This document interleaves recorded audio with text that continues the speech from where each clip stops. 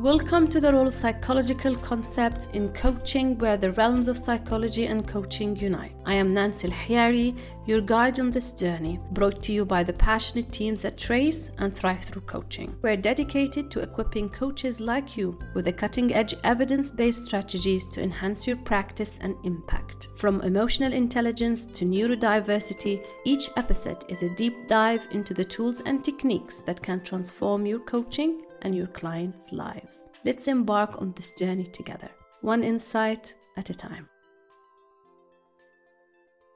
Welcome to the very first episode of our podcast, The Role of Psychological Concepts in Coaching. Today we're focusing on the pivotal role of emotional intelligence EI in the world of coaching. We're thrilled to have Sereen with us, a bilingual success coach with over 15 years of experience across the Levant and GCC regions, impacting over 80,000 lives through her innovative workshops and one-to-one coaching. Sereen is celebrated for her dynamic and interactive sessions that challenge boundaries and foster growth, all through the lens of emotional intelligence. With a bachelor's in business administration and a higher diploma in child psychology and education, Sereen has made her mark on the international platforms such as the World EQ Summits and Women's Entrepreneurship Day. Sereen's work with the UNDP and 6 Seconds highlights her dedication to promoting emotional intelligence and enhancing personal and professional development skills. In this exciting episode, we're going to talk about what emotional intelligence really means and why it is important for us coaches. Sereen is going to share with us some practical tips and tools we can start using right away to make our coaching sessions even more impactful. Hello, Sereen. It's a pleasure having you today. Your passion for emotional intelligence and making a real difference in people's lives is truly inspiring. Let's jump right in and explore how emotional intelligence can transform our coaching practices. Thank you, Nancy. Happy to have you here. Sereen, to start things off, could you please share with us your perspective on what emotional intelligence means, especially in the context of psychological studies? So, Nancy, the emotional intelligence is a concept that originated in the field of psychology, and it refers to the ability to recognize, understand, manage, effectively use our emotions, our own emotions, and the emotions of others. It also involves a set of skills, if you want to say, and competencies that contribute to social and emotional well-being. Emotional intelligence, it's been for a long time, but it was popular by the psychologists of Peter Salovey and John Mayer, and later on with Daniel Goleman. And, it consists of many key components. Maybe we can talk about them later. But in simple, I can say emotional intelligence is how to be smarter with our emotions, or how to use emotions in a smart way. Oh, I love that, how to be smart about our emotions. Exactly. So how EQ or the emotional intelligence is different from other concepts, like other personal traits that we can have? So it is interrelated. But emotional intelligence focuses more on the emotions and the social skills. Basically, if we want to compare it to IQ is the intelligent quotient, which assesses cognitive abilities. But if you're saying about personality traits, we can say that personality traits represents enduring patterns of behavior and so on. But emotional intelligence is more dynamic, responsive, if you want to call it, to situational demands. But each concept, by the way, provides valuable insights into different aspects of human functioning. So in brief, EQ, emotional quotient, is all about emotion. IQ, intelligent quotient, is the ability to measure, for example, problem solving, logical reasoning, memory, linguistic proficiency, or in general, the intellectual intelligence. Personality traits is more about a broader set of characteristics, extraversion, openness, and it might, by the way, influence the emotional functioning, but it's not the same. But it's all valuable insights into ourselves. Yes, and it reminds me of something that I've read a long time ago.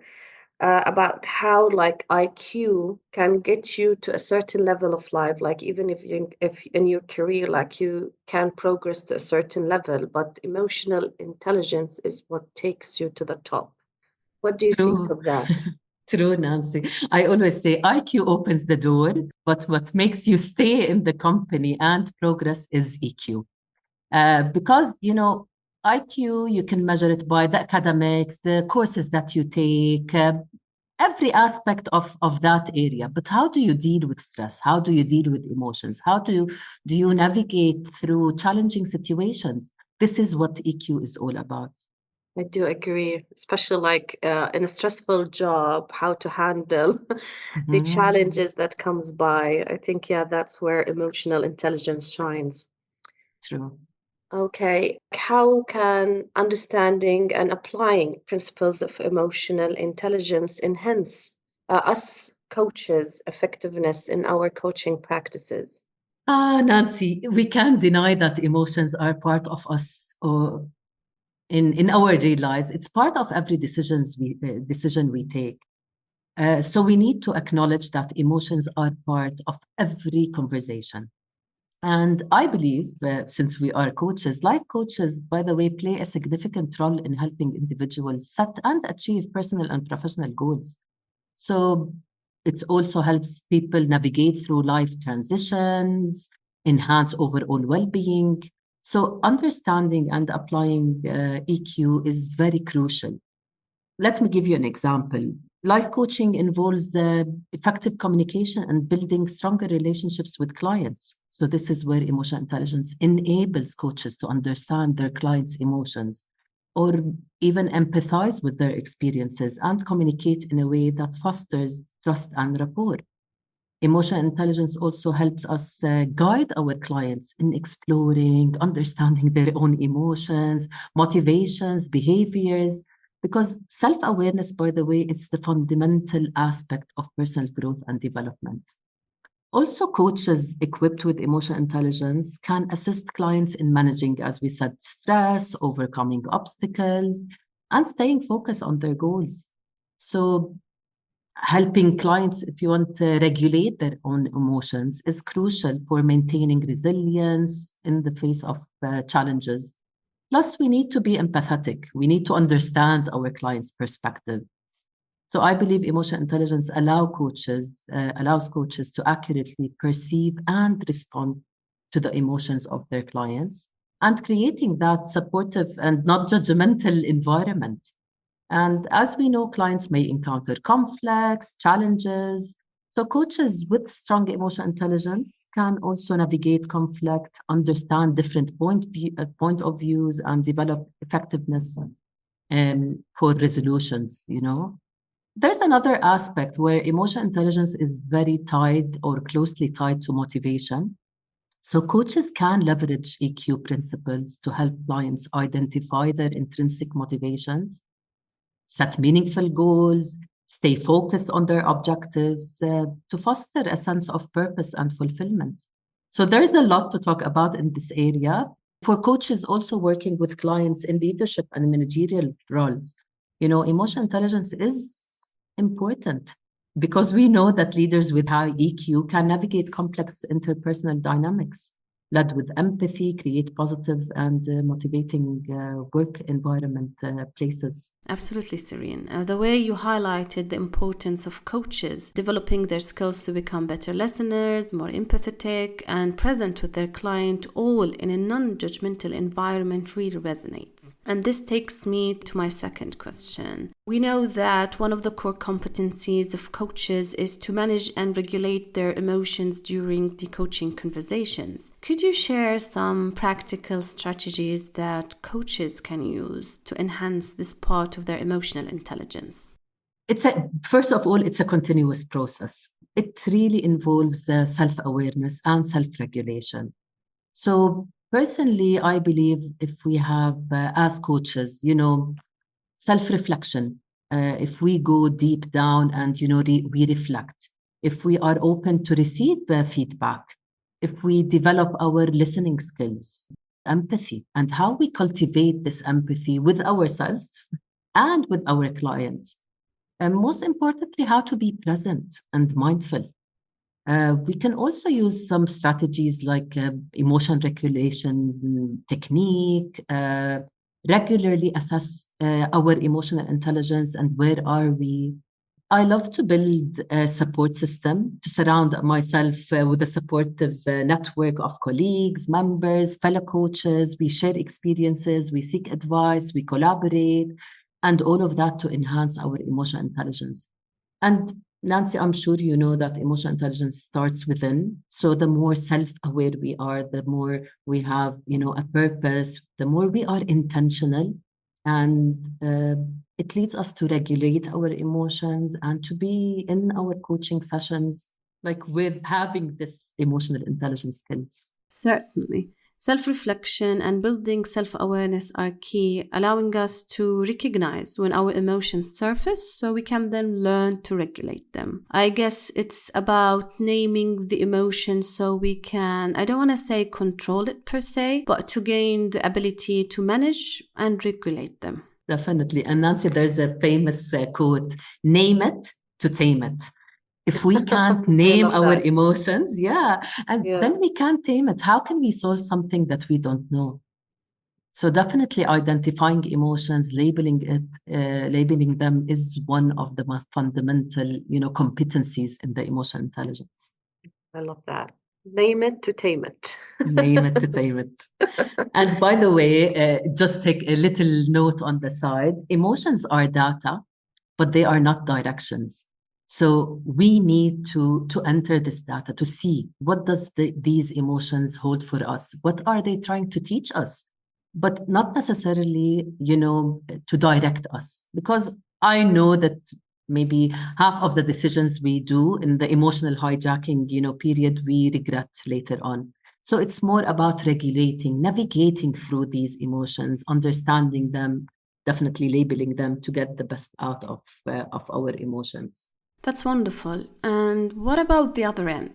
What about approaches that coaches can use to develop their clients' or coachees' emotional intelligence during sessions or during the whole coaching process?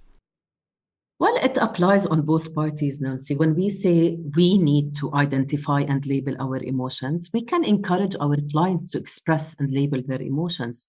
We can discuss different emotions and explore how they are manifesting in, situations. This also helps in building the foundation of emotional awareness.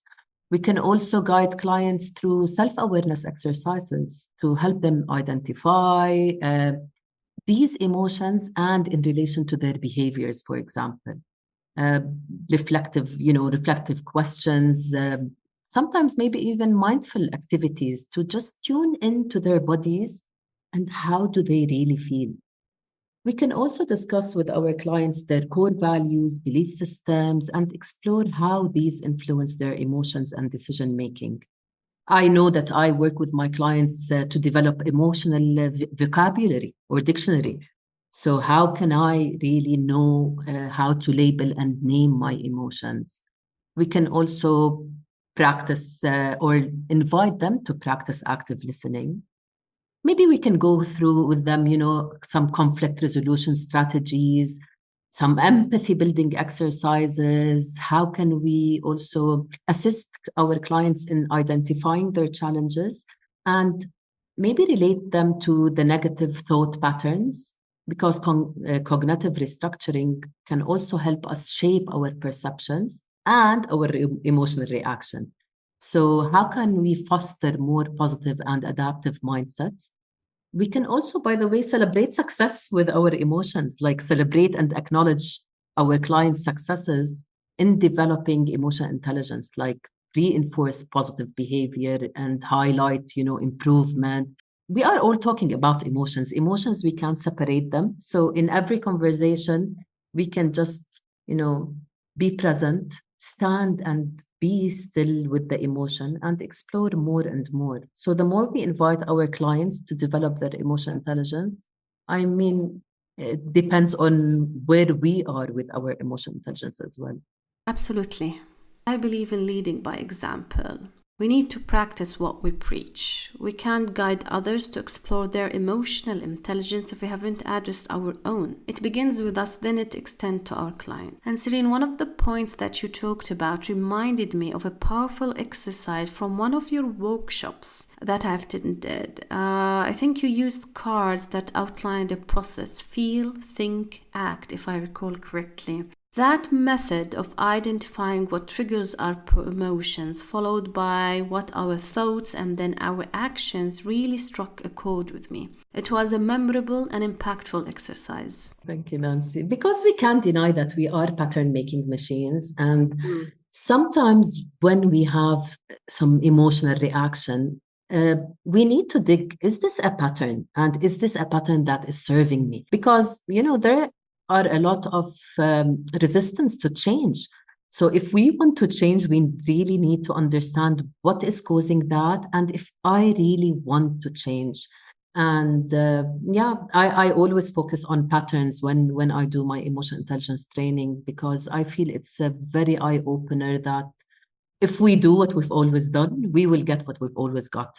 So something needs to be changed, and we can start with our thoughts or our feelings or our actions to change the whole process and look at things in a different way. Definitely. Recognizing patterns in behavior and emotions is a key skill for coaches, not just within a single session, but across the entire coaching relationship. Speaking of the coaching process, we know that designing accountability is a vital step toward progress. When working with emotional intelligence, how the client and the coach can assess, track, or measure the progress in this area. There are many, by the way, emotional intelligence assessments. The one I use is for 6 seconds. This is the institute that I got my certificates from. But there are many online. And if we don't want to really use the emotional intelligence assessments as in assessments, I also encourage clients to engage in a regular self-reflection and journaling, so they can document their emotional experiences, insights gained, and the application of emotional intelligence in situations. And we can review these reflections and provide a qualitative measure for progress. There are also some 360-degree feedback where clients also can gather, from various sources, peers, colleagues, friends, families, to gain a comprehensive view on the emotional intelligence of theirs. Sometimes we can only assess progress by evaluating the achievement of goals related to emotional intelligence, like regularly review. Did we put a goal? When we set the goal, how did it go during these coaching sessions? And discuss the client's experiences, the challenge they faced, the successes they achieved. And this can be also a measure. We can also have, feedback sessions, like to schedule regular feedback sessions to discuss the client's perception of their progress. Being open, honest, and when we are open and honest, we also allow the clients to share their insights, challenges, the areas where they feel they have made improvement. And that could be also an assessment tool or a measurement tool. We can also examine how clients cope with stress and pressure. We talked about stress and pressure in the workplace. So we can really see, is there a progress that can be measured by adopting a healthier, for example, stress management techniques? Is there a reduction in stress-related challenges? And we can also assess that. And I believe, we can also develop self-assessment tools and checklists with clients. We can evaluate their own emotional intelligence, where they can evaluate their own emotional intelligence. And they can rate themselves, like, how am I in labeling, for example, my emotions? Is it more easy? Is it more hard? Am I tracking the changes over time? So we can do, in my trainings, I sometimes use pre and post assessments to see, for example, the knowledge, the applied skills, the tools that we mentioned, and are we really using in real lives? So there are really various types of assessments we can use with our clients. To summarize, you've listed several useful methods to monitor progress in emotional intelligence, like journaling, goal tracking, and using available online assessments. And at the end there, the idea you've mentioned about comparing pre and post assessment state is particularly insightful. And I want to take a moment here to emphasize that journaling doesn't have to be a daunting task. Even a single word capturing your feeling for the day can be super powerful, because it's just about noting our emotional state or progress in a simple and a manageable way. Now, Sereen, for our listeners seeking a practice to enhance their emotional intelligence, could you recommend one simple tool or exercise, just one thing that could easily be incorporated in our daily routines? I love what you mentioned, Nancy, about the journaling. I also call it like mood check-ins, like to schedule a regular check-ins throughout the day to assess our mood and our emotional state. Like we can use a mood meter or a simple scale to just identify and label our emotions. I think this practice builds ongoing self-awareness. Like, where am I? How do I feel? Exactly. So maybe if I would advise, this is the one thing, because we can't really be intelligent about our emotions if we can't really label our emotions. So I think, yeah, the mood check-ins or the mood tracker can be a very practical tool, and it can happen, morning, evening, after lunch, before we get into the meeting. Like, where am I? How am I feeling? Where am I on the scale? Oh, I love that. It's very interesting, the mood journal. And it just takes a few minutes to note down our moods. It actually aligns perfectly with your earlier point about naming our emotions, name it to tame it. Exactly. You love this. Yeah, I love it. Okay, as we conclude, what advice would you offer in how we can sustain and continuously enhance our emotional intelligence over time? First of all, we need to acknowledge that it's a process, it's a journey, but maybe to embrace it, or to embrace some growth mindset that we can develop, because emotional intelligence is a skill set, that we can develop over time. So just embrace a growth mindset. As we said, a regular self-reflection, and the continuous learning. We can also seek feedback. How am I doing? And expand our emotional vocabulary. Yeah, and continue to learn. So last but not least, celebrate progress. Whenever we feel that I am able to label my emotion, to regulate it, to see what I really want, and to act out of, my values, my purpose, then I know I'm growing in my emotional intelligence, and I'm not hijacked by my emotions, or I'm not really overreacting in certain situations. So yeah, just embrace a growth mindset, regular self-reflection, seek feedback, and just continue to learn and expand your emotional vocabulary and celebrate progress. Yeah, because it's a journey, it's not a quick fix.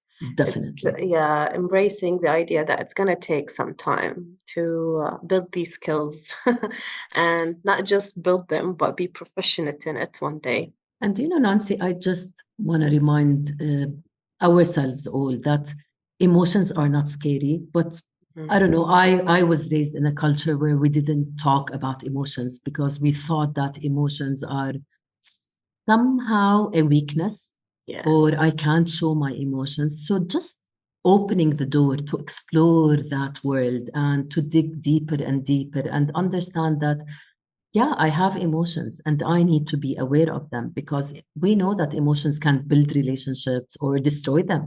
We can take a quick, reaction and, destroy everything around us. So we really need to tap into this world and look at things differently. And it starts with ourselves as people, as coaches, and, as clients. Exactly, because vulnerability is a strength, it's not weakness. And as you said, we've been taught to see emotions or tears as sign of weakness, but it's quite the opposite. Embracing vulnerability as a form of strength was a game changer in my journey of emotional intelligence. How I see it is all about shifting our mindset to recognize the true power of being open and vulnerable. And we have a responsibility, Nancy, also as coaches, because our clients will have that fear of vulnerability, and might be hesitant to open up about their emotions because they might fear also judgment. So coaches should establish trust and emphasize on the importance of vulnerability in the coaching process. Because if we stay, putting these masks, we will not learn, we will not grow, and we will again continue doing what we're doing. But if we really want to change, we really need to dig inside, deep down in our emotions. True. Well, thank you very much, Sereen. This have been very enlightening, and we do hope that our listeners will have that courage to remove that mask and to show vulnerability to themselves and to the world, and start their emotional intelligence journey. Thank you very much, Sereen. This have been truly wonderful conversation. Thank you, Nancy. Thank you for hosting me, and keep going. Thank you again, and hopefully we'll see you soon. Thank you for joining us on the role of psychological concepts in coaching. Stay curious, stay inspired, and join us next time as we continue to explore the transformative power of psychology in coaching. Until then, keep thriving and making a difference. I am Nancy Al-Hayari on behalf of Race and Thrive Through Coaching, wishing you all the best on your coaching journey.